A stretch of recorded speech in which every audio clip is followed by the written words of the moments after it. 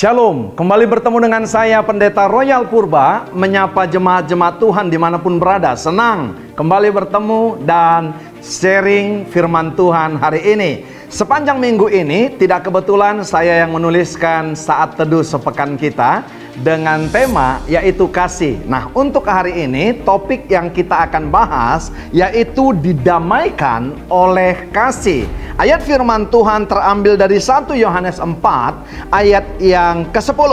Inilah kasih itu, bukan kita yang telah mengasihi Allah, tetapi Allah yang telah mengasihi kita dan yang telah mengutus anaknya sebagai pendamaian bagi dosa-dosa kita. Jadi saudara, Yesus adalah menjadi perantara saudara antara Bapa dan kita untuk kita diselamatkan. Nah saudara, dia menjadi korban segala apa yang menjadi perbuatan-perbuatan dan pelanggaran serta dosa kita, sehingga dia ada di kayu salib. Nah saudara, ayat ini berkata, inilah kasih itu, bukan kita yang telah mengasihi Allah, tetapi Allah yang telah mengasihi kita. Hati-hati saudara baca ini. Kalau kita salah membacanya, kita bisa menjadi orang Kristen yang songong. Karena apa? Seakan-akan saudara, ayat ini berkata bahwa Allah yang perlu dengan kita, kita tidak perlu dengan Allah. Nah saudara, yang menjadi saudara titik pentingnya saudara,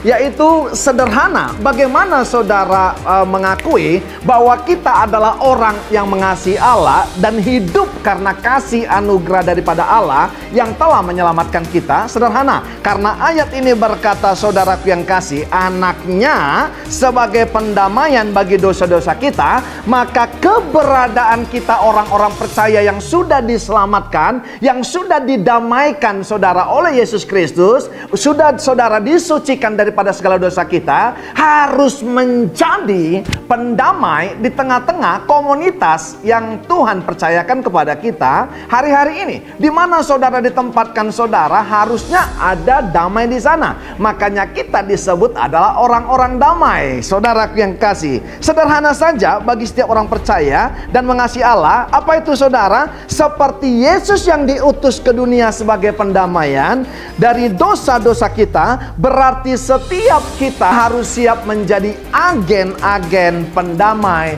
bagi setiap orang yang ada di sekitar kita. Saya catat saudara langkah-langkah yang bisa kita ambil supaya kita bisa menjadi agen-agen pendamai. Yang pertama saudaraku yang kekasih, mari hiduplah dengan transparansi. Haleluya. Nah saudara, hiduplah terbuka, jangan ada dusta di antara kita. Jangan saudara hidup penuh misteri saudara. Karena apa saudara? Hidup tertutup. Saya nggak katakan introvert saudara. Haleluya. Apalagi ambivert. Karena ada saudara tiga, yaitu introvert, ambivert, dan ekstrovert. Yang ekstrovert saudara orangnya terbuka, yang introvert tertutup. Ambivert itu saudara adalah antara orang yang ekstrovert dan antara orang yang introvert saudara. Ada di tengahnya namanya ambivert. Kadang-kadang terbuka, kadang-kadang tertutup. Itu yang saya sebut saudara misteri. Saya pastikan orang seperti ini tidak akan pernah bisa menjadi pendamai saudara.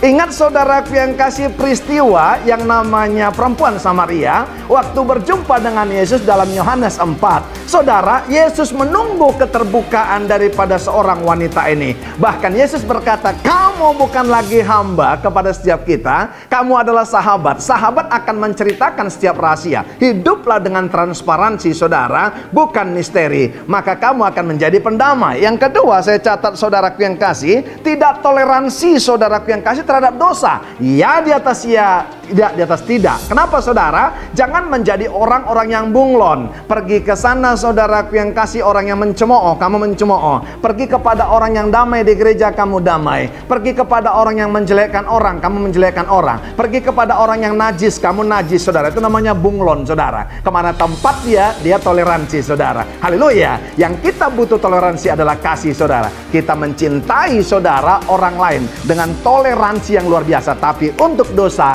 no way. Haleluya. Yang ketiga, bagaimana kita bisa menjadi agen-agen pendamai saudara? Biasakan konfirmasi dulu saudaraku yang kasih kepada orang-orang yang bersangkutan. Kalau kamu saudara dengar berita-berita yang aneh tentang seseorang, kebiasaan kita dan kelemahan kita, saudara, ada begitu banyak kita tidak konfirmasi apa yang kita dengar berita dari orang lain, maka yang muncul adalah asumsi. Haleluya. Yesus bertemu dengan perempuan Samaria, saudaraku yang kasih, lihat baik. Dia meminta minum, saudara.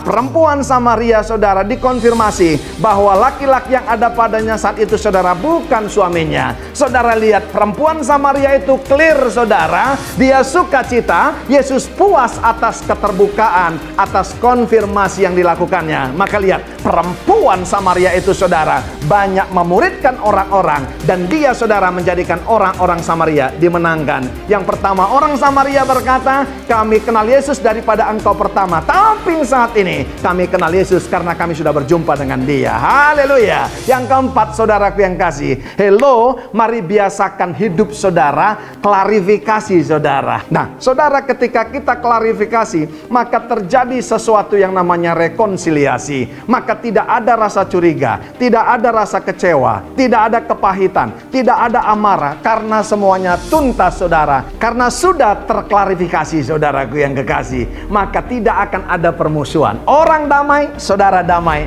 Kenapa, saudaraku yang kasih? Karena semua clear. Maka saya percaya kalau ada hidup yang transparansi, kalau tidak toleransi dengan dosa, kalau hidup kita penuh dengan konfirmasi dan klarifikasi, maka saya percaya kita akan mendapatkan berita yang tingkat akurasinya bisa dipertanggungjawabkan. Itu akan menjadi yang namanya afirmasi, berita yang tidak terbantahkan.